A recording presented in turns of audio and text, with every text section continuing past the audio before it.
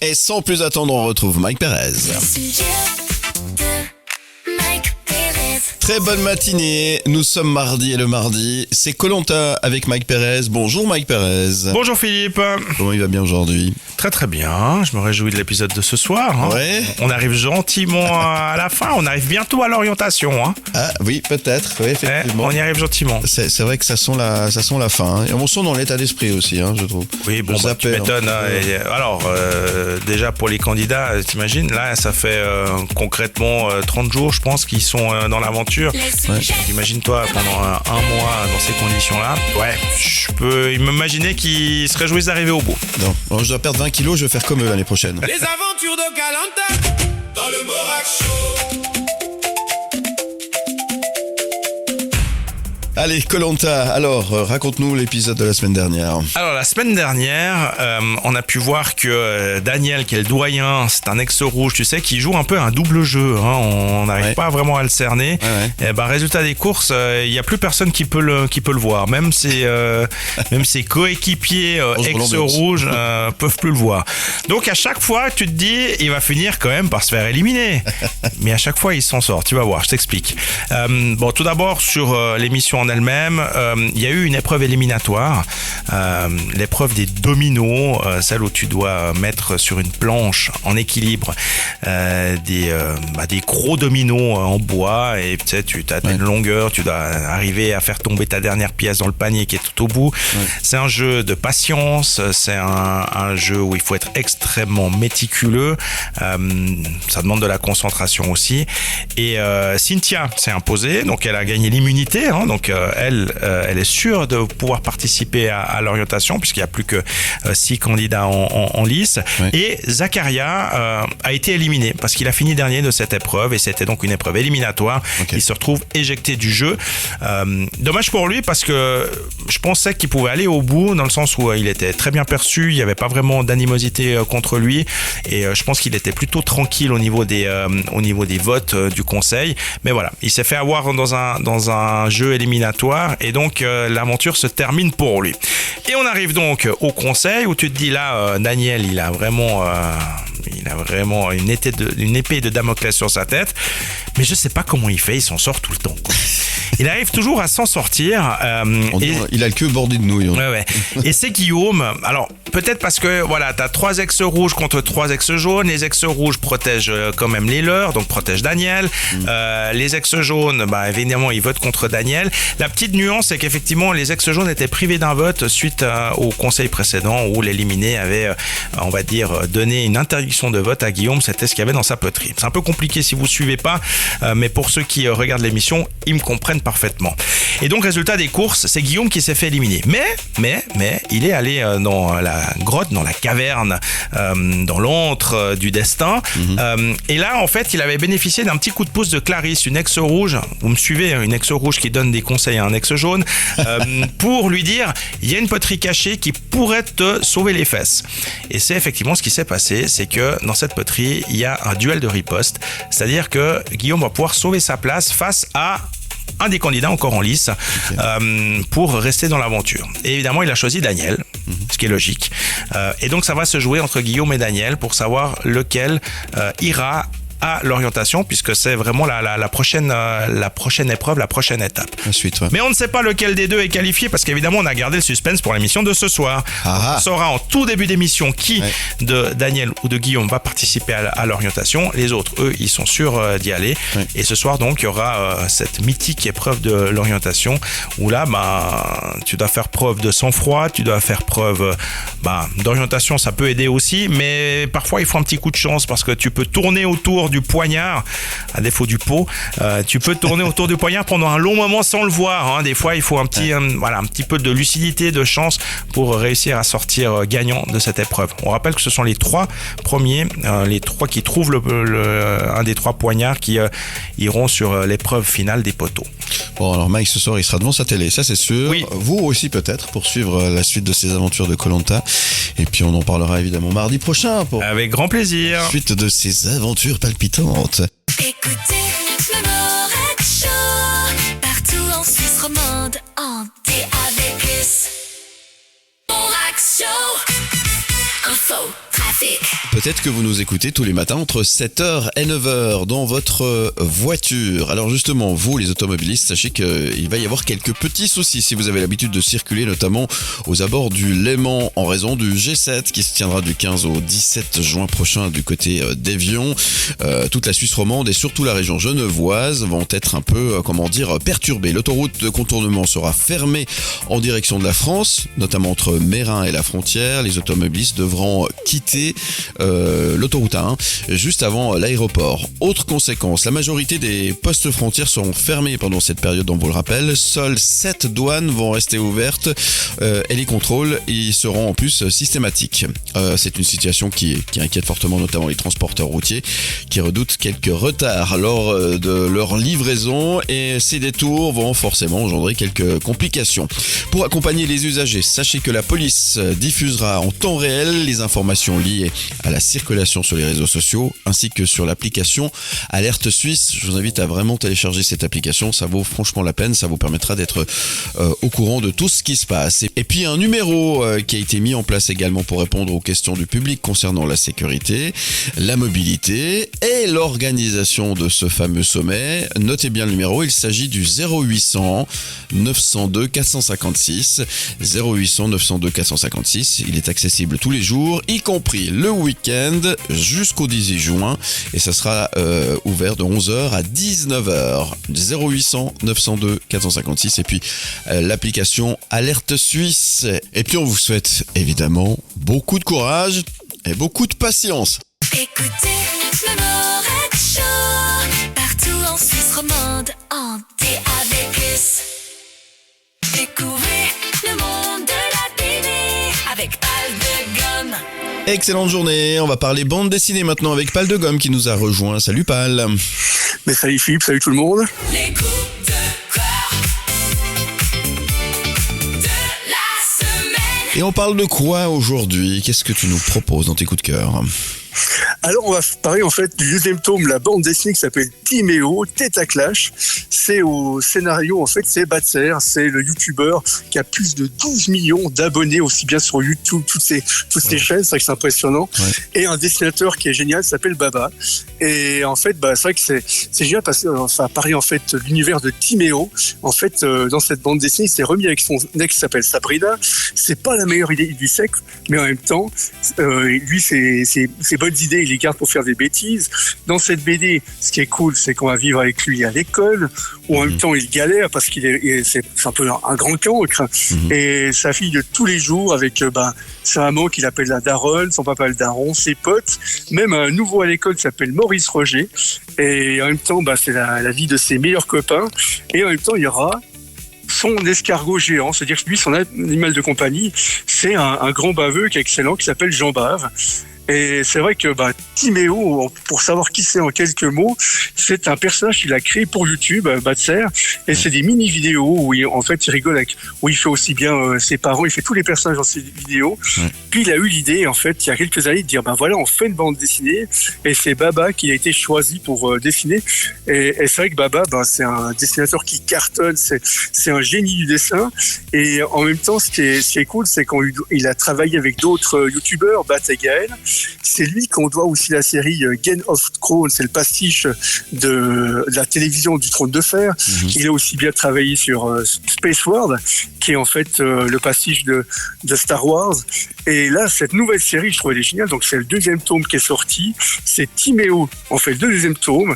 Et c'est de Baba et Batser, et c'est sorti aux éditions Michel Lafon.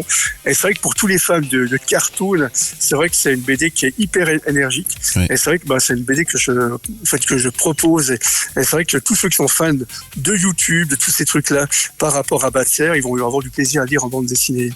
Eh bien, merci Pal de Gomme pour cette deuxième BD de la semaine. On se retrouve très très vite pour découvrir d'autres coups de cœur que vous nous proposez. De BD qu'on peut retrouver notamment chez votre libraire préféré. Allez, à très vite.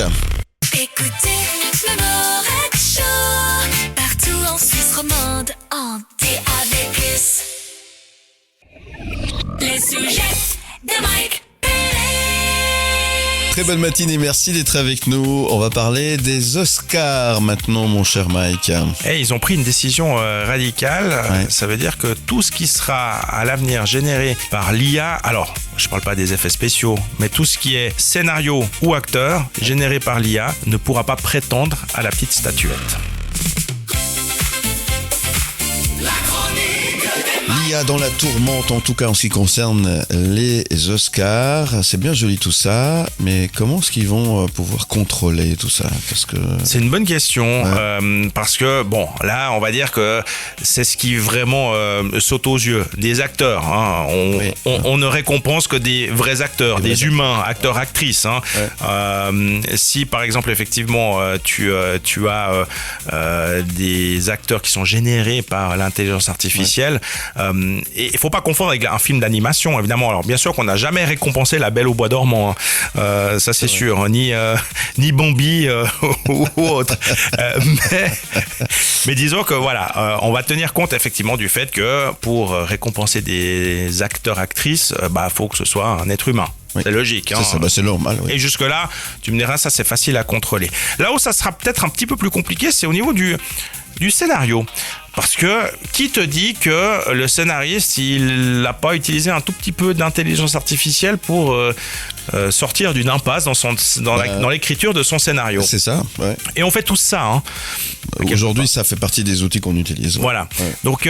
à quel moment et à quel point effectivement on va pouvoir s'assurer que le scénario il a été écrit de A à Z, de la première à la dernière ligne par le scénariste, ça va être quand même compliqué à prouver, quoi. Donc voilà, ça c'est en tout cas une mesure forte, hein, qui a été prise par l'Académie des Oscars. Ouais. On sait que voilà, c'est pas nouveau finalement. Il y a déjà eu on va dire des manifestations par le passé, notamment vis-à-vis de l'Académie des Oscars, en disant on faites attention et privilégiez effectivement la création originale et non pas la création faite par l'intelligence artificielle. Donc c'est une grande nouveauté, ça va être introduit donc à partir de maintenant, hein, pour la prochaine édition des Oscars début 2027. Mais c'est vrai que c'est un élément dans toute création au jour d'aujourd'hui, parce qu'on va peut-être se poser la question aussi pour la musique. Tu me diras, hein, parce qu'aujourd'hui, la musique, ouvert, hein. La musique, elle est beaucoup générée par l'IA. Alors bien sûr qu'il y a des plateformes notamment qui pénalisent ces créations générées par l'intelligence artificielle.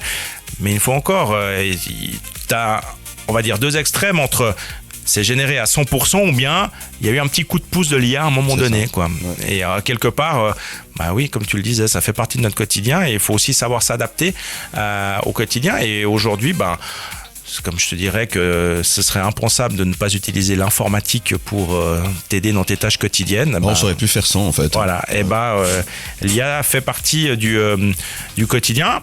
Après, voilà, j'entends qu'on tienne compte aussi de la proportion. C'est vraiment ça. C'est une question de proportion, finalement. À quel point l'IA est intervenue dans une création originale.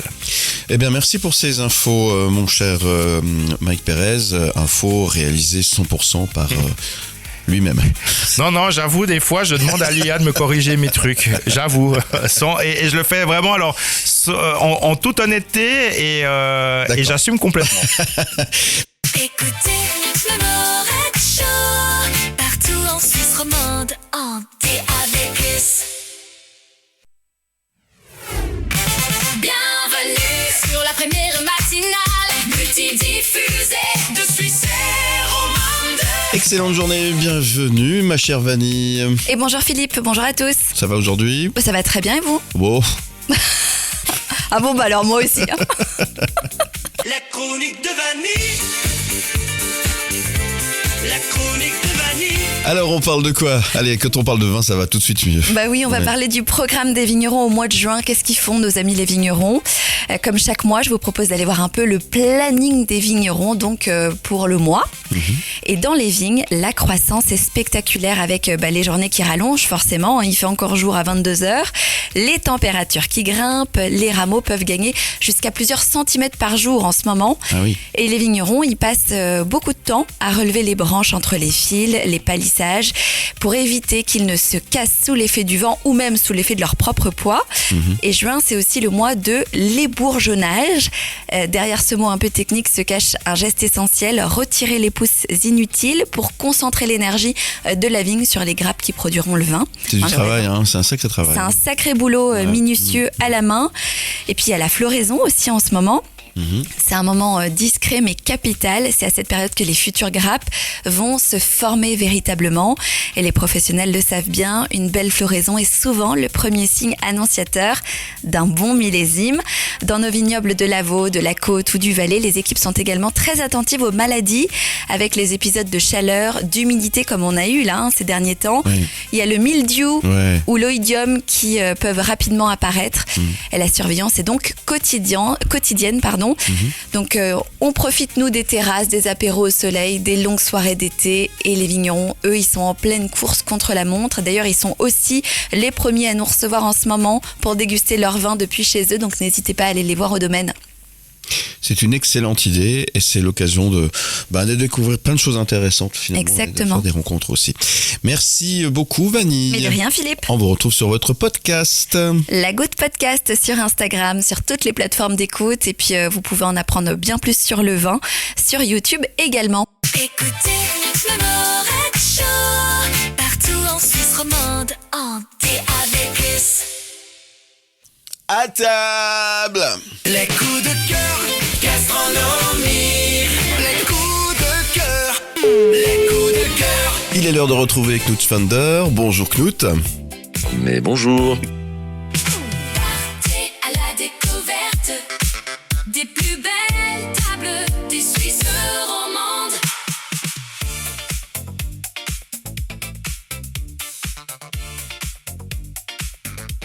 Knut qui nous emmène du côté de Neuchâtel. Exactement. Et puis, moi, je vous emmène à un endroit qui s'appelle la Terrasse. Alors, vous me connaissez depuis longtemps. Vous savez que j'ai un petit côté nostalgique. J'aime les vieux hôtels. Ces endroits qui ont une belle façade. Alors voilà, l'hôtel Alpes et Lac se trouve juste en face de la gare de Neuchâtel, avec une petite tourelle, avec une belle façade néo-renaissance, une magnifique terrasse au sud. Terrasse qui abrite un restaurant, la Terrasse, pas très original mais efficace. Facile à se rappeler au moins. Oui. Exactement. Oui. Et puis, cette terrasse, elle est bordée de pilastres à l'ancienne et contrairement à ce que mon introduction pourrait laisser penser, ça n'est pas du tout un endroit compassé. C'est une belle terrasse vivante, avec aussi à l'intérieur, elle est prolongée à l'intérieur évidemment parce que il fait, comme je le disais, pas toujours beau, mais l'intérieur c'est une belle salle vaste et moderne qui est ouverte et bien sur la terrasse et le lac.